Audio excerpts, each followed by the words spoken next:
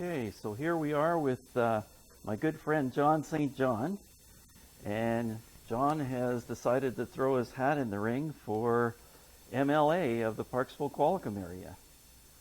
So John, tell us a little bit about why you decided to go on this journey. Okay, initially, COVID was the one that sort of pushed me forward because like many small businesses, I'm about to lose mine. And I was absolutely appalled of the government's handling of this so-called pandemic.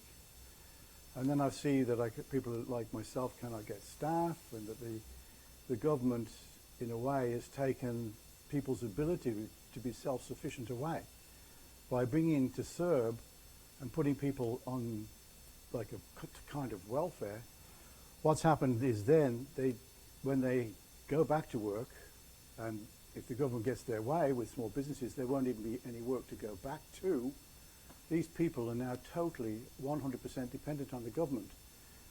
And then they will have to do whatever the government tells them to, otherwise they're not going to get their money. And that to me is not democracy, that's dictation. And so I've had an amazing background. The people that do know me know that my life rivals the movie character Forrest Gump. I've been there, done that, got the t-shirt and wrote the book. A book, by the way, on government corruption. So there's a first. Somebody running for government has actually written a book on government corruption. And my intention is to run as MLA, as an independent, because I've had so much experience with government. I was a chauffeur to the government and the elite of the world for over 10 years. I've seen events and situations that most people could only ever dream about. I've seen more corruption in my lifetime than most people see 10. And I was absolutely appalled at what I saw and what I found out. I've been quiet, as I said, for years, just running a nice little business, behaving myself like a good little boy. But now they've destroyed my business, it's time for me to come out of the shadows and start standing up for the people and the public, which they betray on a daily basis.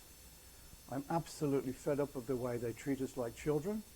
They talk to us like we're just little slaves. They show us little graphs and say, there's another case here, another case there. No evidence, no proof of whatsoever. And I think it's about time we prove to them that the kids are grown up. We, the people, built this country. Politicians just sat back drinking their gin and tonics, watching. Well, no more. We, the people that built the country, we're the people that's going to take it over. And I am really going to fight for our rights, and I'm going to make sure the Constitution is honoured, and I want to see transparency in government. And they say, what can one person do? Well, believe it or not, one person can do a lot. The mightiest oak tree grew from one nut that held its ground. And what I can be is a fly on the wall. I know all their dirty little tricks, I know all their dirty little secrets, and I will watch, as I did in Ottawa for all those years.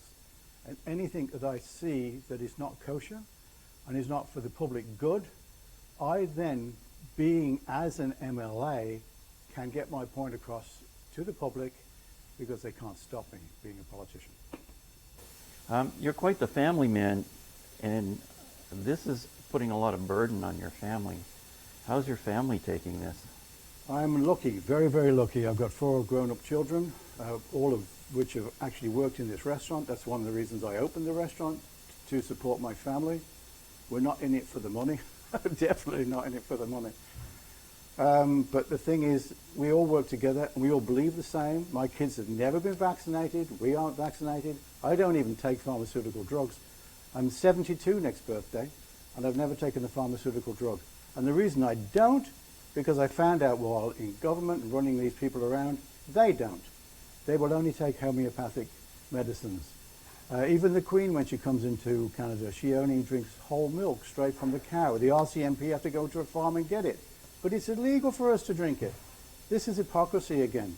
One law for them, one law for us. No, I've got 7 grandchildren, and this is why I'm doing this. Not for me, but for their future, and for the future of all children out there.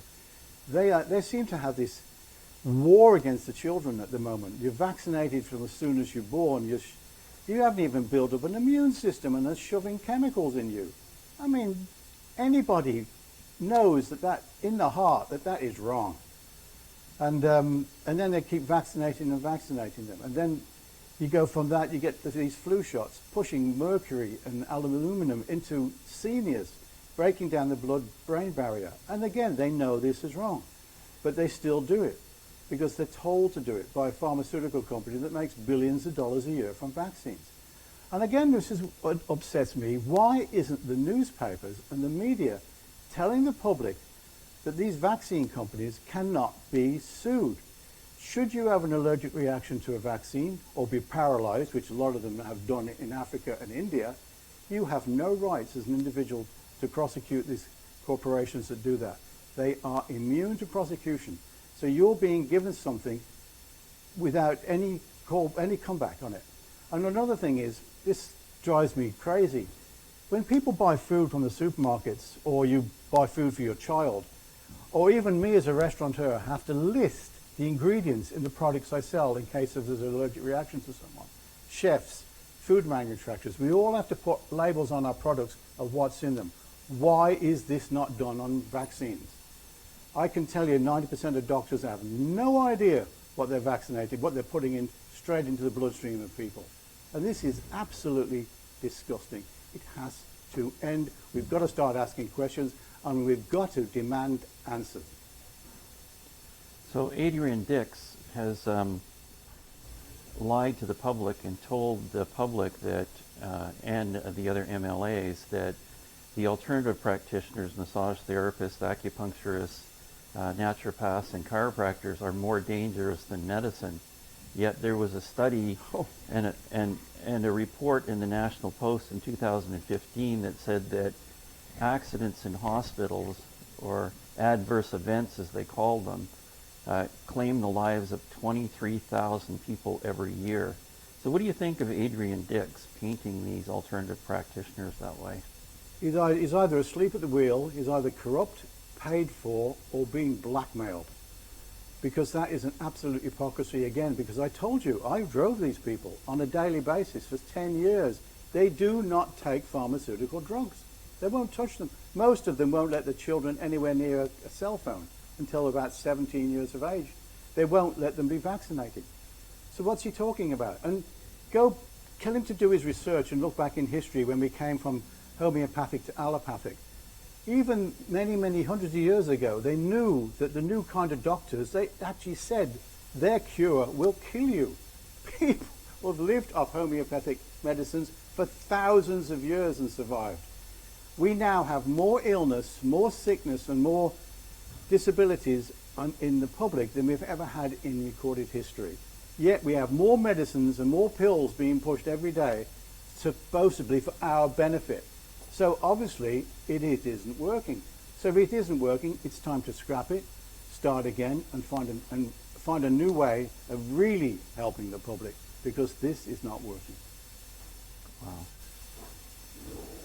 So it seems that all of the MLAs, all the parties, seem to back what Adrian Dix said. Does that come back to you saying that the individual MLAs can't make a decision on their own? 100%. The government, the party rules, the parties, even Trudeau, and I remember even with Harper, they were saying that when they had certain bills going through Parliament, they were telling the MPs that they had to vote for them. Again, what the heck's going on? This is not a democracy. It's a dictatorship. You got in there to support your constituents. You didn't get in there to support the Liberal Party. The Liberal Party comes second. The people come first. You've got to go by your conscience. You've got to vote with your conscience. Vote with your heart. And stand up. Someone's got to stand up. But this goes on over and over again. And I will say directly, face to face on a politician, if you are backing these things, you are either corrupt, paid for, or blackmailed. And I'm not joking, because I know there's a lot of good people out there who are staying quiet because they're just too scared to speak out. And it's people like me who know what goes on behind the scenes who should be encouraged to speak out. If I could get others like me to come forward, whistleblowers if you like, I should give them immunity and let them, because if we all came forward and told what we knew, every person in government would be thrown out tomorrow. That's corrupt, should I say. Not every person, but the corrupt ones will. And they would run for the hills because, boy, could we change things just by speaking out of what we've seen and witnessed. So there's a lot of undecided voters that have voted one way all the time. And we seem to be getting the same thing over and over again. What can you say to those voters about the effect of having you come in power and you work for them in your community and their community for them? Oh, I know the answer to this one.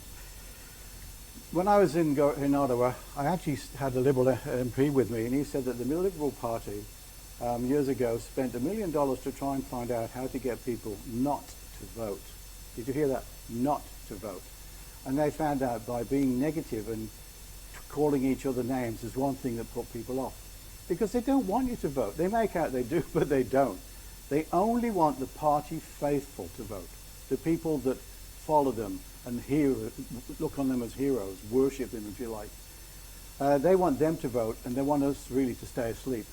This is the time for every person out there who's never voted, well, in my riding anyway, to come forward and do the opposite. Vote.